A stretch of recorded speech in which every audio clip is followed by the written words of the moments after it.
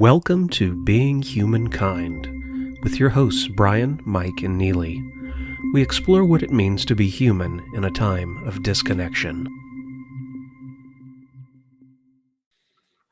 If you could have lunch with anybody from the past, present, or well, you can't really do future, I guess, but who would it be?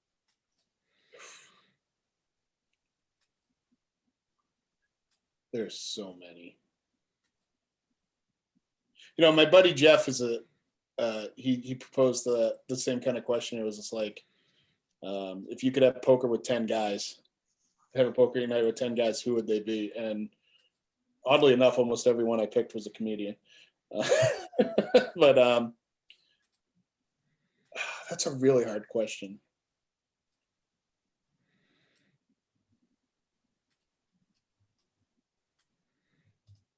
I mean, the cop-out answer is just to pick artist A from period B and just stick him in here. But I don't know. I can add the caveat that language doesn't matter. Oh. Well, that brings Jesus in the equation because, you know, I was going to say it would be really awkward. I don't speak Aramaic.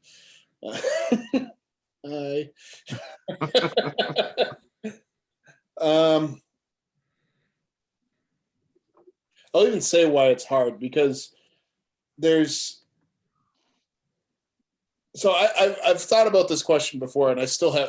This is why this is a hard question for me, because I've actually pondered on this question for a time, and I find that when people answer this question, at least when people around me answer this question, that's usually tackling the answer usually goes with something that is like really important in your life. So if someone's religious or super religious, they go right for like their spiritual leader, Jesus, Buddha, or, you know, whatever. You know, if you know, if someone's into sports, they'll have that sports figure that they want to do. And it's hard for me because I just kind of have like this general, like, I like everything. I'm interested in almost everything. So when I had this conversation with my buddy Jeff, you know, it was like the names that popped up, like if I could have a conversation with anybody, you know, I just want to be around someone who would just make me laugh.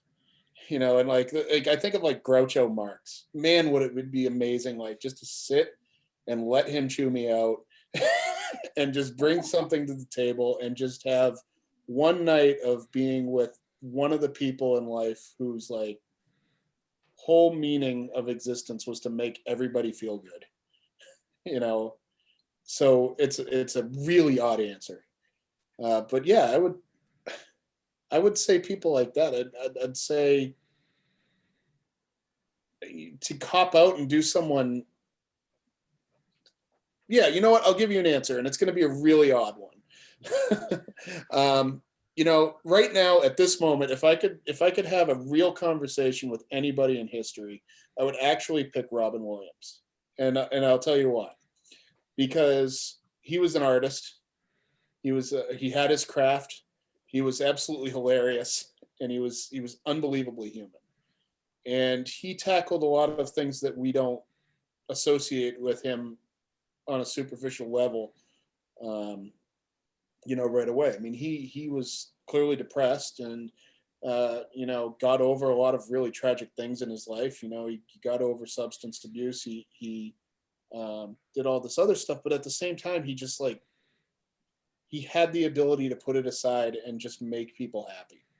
And he did it through his art. You know, I mean, and you know, I could compare and say, well, maybe I can try to make people happy through my art and lead that conversation. But you know, I think that would just be an awesome night, like to sit down, you know, talk some really deep philosophical stuff, which he clearly could do, and then, you know, throw in an absolutely absurd, dirty joke in once in a while, and enjoy it. So I think that's the path I would go down. You know, him, Groucho Marx, Don Rickles, you know, Richard Pryor. Just those guys were deep. They really were, and I would see that being an amazing experience. I'm not saying if I picked like a religious person or anything like that, that it wouldn't be amazing as well. I just think what a what a good time that would be. So there's my odd answer of the night. I don't think that's odd at all. I think that's a great answer. There's so many of those comedians that are that have that side that we never see. There's that really serious, deep side, like Steve Carell, like Will Ferrell, that you see in those really serious roles that do unbelievable work. And it's, you see them for the first time in those roles and you're blown away. I think that's a great answer. It's funny, I listen to a lot of podcasts and a lot of conversations and stuff and debates and stuff online. It's like I rarely listen to like the radio anymore. I'm always trying to find a good conversation to listen to, and one of the things that I heard,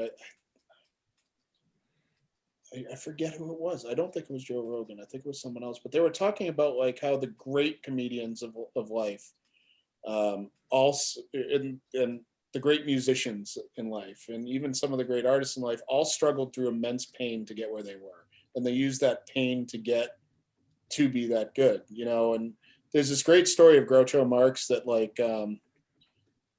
after World War II, when he was in his like 60s or something, and he managed to go to Germany, and he's a Jew, and he got out of the car and with his family and showing them around, and went over and tap dance on Hitler's bunker.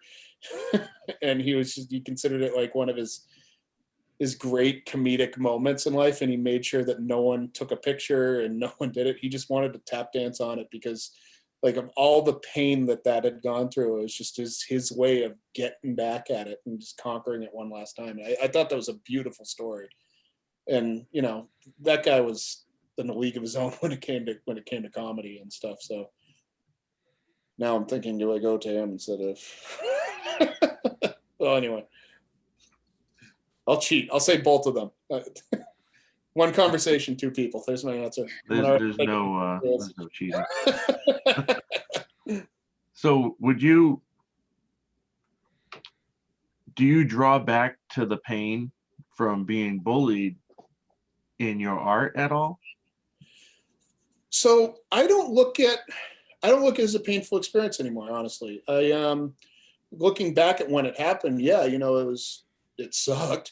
But I don't look back at that in a negative way. I honestly don't. I look back at it as a growing experience that was unfortunate to go through, but I got more out of it than I got in. One of the things that I try not to do is say like, oh, I'm going to get them now because they got me. It really, that's not a healthy way to go through life. It's, I actually, like, I don't want to say like 2 or 3 years ago, when I was in 7th grade, when bullying got to the worst, I had this girl in my art class kneecap me with a stool. So I went home in crutches and all of that, and that was awesome. And that was probably the worst thing that happened. I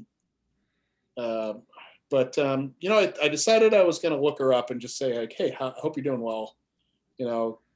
Hope things are great for you. And I couldn't find her. I was kind of really pissed that I couldn't find her because she wasn't on social media, or she got married and I didn't know her name and stuff. But I really wanted to do, it was like this, I didn't want to call it closure. It was just like, it seemed like something a good person would do.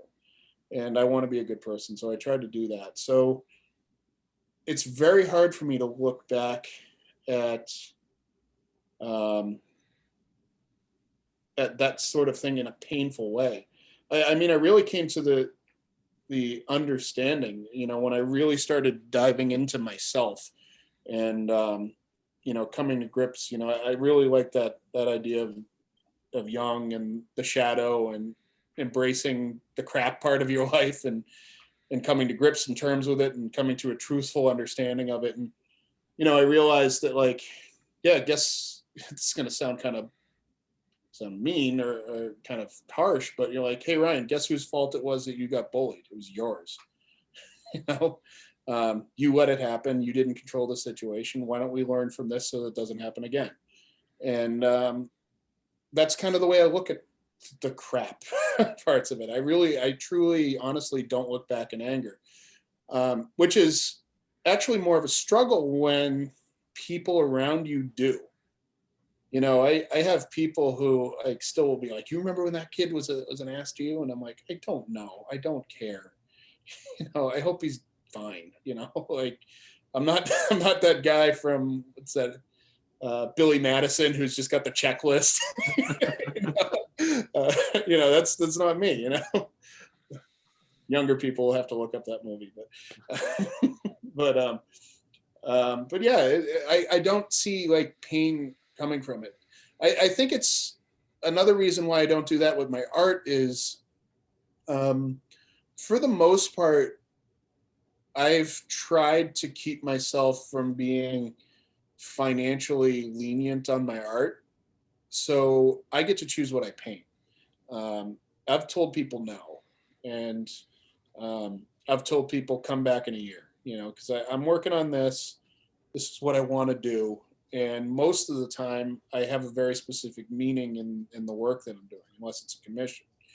You know, like for example, this Prince Hall painting that that I'm working on right now, you know, I chose to do that one because something happened and I had an idea that I wanted to do, and I have an idea that I want to do with the painting when I'm done. So there's nothing but goal-oriented motivation when it comes to that sort of thing.